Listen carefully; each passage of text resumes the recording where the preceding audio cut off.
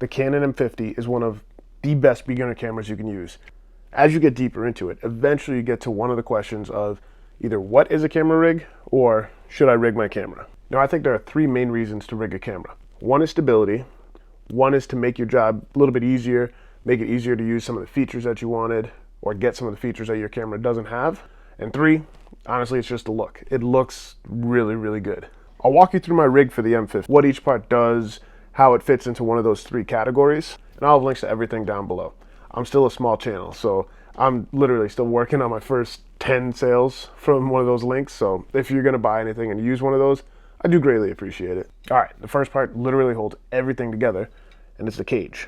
This goes around the camera, almost like a phone case. Lots of times, I don't even like leaving the house with the camera without this on, because it can protect the camera if it falls, and it gives you a little bit better of a grip to hold on to. It just screws right onto the bottom, right onto here. Originally, it did have a magnetic tool that just right onto there, so that way you could screw it in. I took it out on a job, and I dropped it, and it fell literally right in the grate of a sewer, so I didn't get that back. You have a ton of mounting points on here. You've got your screw threads right here, here, here, arc of Swiss plate on the bottom, NATO rail, we'll get to that, and then you have a cold shoe mount on the side over here. Plenty of mounting points, and you still have easy access to the battery. Next up is the top handle.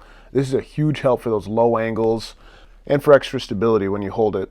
It's also got plenty of mounting points on it, but I usually don't like to use them except for the cold shoe mount on the top, because you don't want anything to get in your way when you're actually trying to hold it. If you use one of these mounts, your hand might get in the way and hit something. Also, you don't want it to be too top heavy. The other handle I like to use is the side handle. This one has a NATO rail on it, so it can just slide right onto that part on the cage that we were talking about. That way you don't need a tool to screw anything in.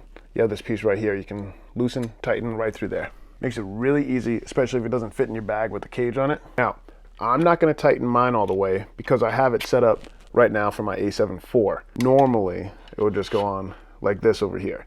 I'll have it on, but I'll just have it super loose. Sometimes I like to just roll with this setup here. You get much better grips to hold on to. You can hold it from all three different points. Just this setup alone here makes your footage more stable because the camera's heavier, so that'll stabilize it right there. And then you have all these different mounting points for you to actually hold on to. So that steadies out the footage too. Appearance-wise, from an outside perspective, it looks like a more professional camera. The monitor is one of my favorite additions to this rig. I use the Anderson 4K A6 Plus monitor here. It mounts right onto the cold shoe, and then I attach it with an HDMI cable on the side. Now I can easily tilt the screen when I get those really low angles. I can rotate it for the client to see themselves if I'm recording an interview maybe. I can view it outside easier than I can do the regular camera viewfinder. And honestly, it has plenty of features that I don't use that help with focus, help to make sure you're in the shot.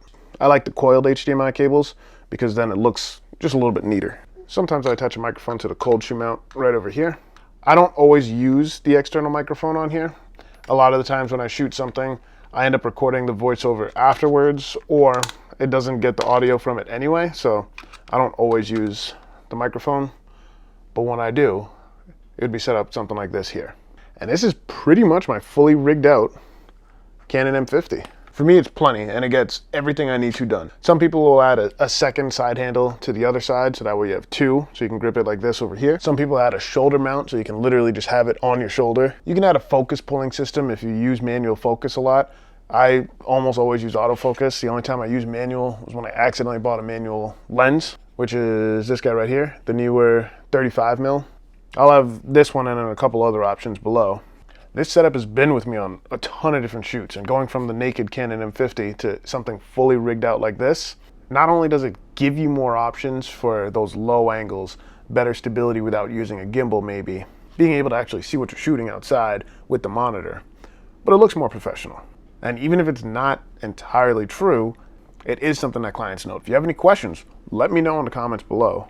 Also, let me know, do you like this style of video with regular camera stuff, or should I focus only on iPhone kind of stuff?